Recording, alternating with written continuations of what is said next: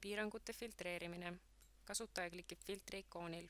Kasutaja määrab tabeli tulbas vajalikud väärtused. Kasutaja klikib värskenda ikoonil. Piirangu otsimine. Kasutaja sisestab piirangu võtme otsingulahtrisse. Kasutaja klikib otsi ikoonil. Mitme piirangu vaatamine kaardil. Kasutaja määrab piirangu nimekirjas piirangud ükshaaval või kõik tabelis nähtavad piirangud korraga, mida ta soovib kaardil vaadata. Piirangute eksportimine. Kasutaja klikib CSV eksport.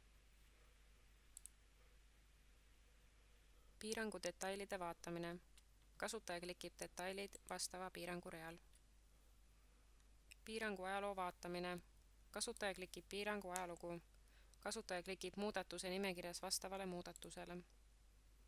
Salvestatud piirangu muutmine. Kasutaja klikib muuda piirangut.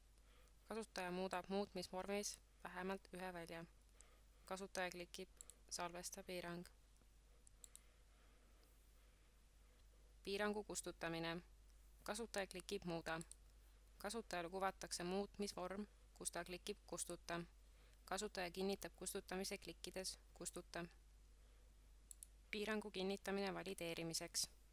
Kasutaja klikib muuda piirangut. Kasutajale kuvatakse muutmisvorm.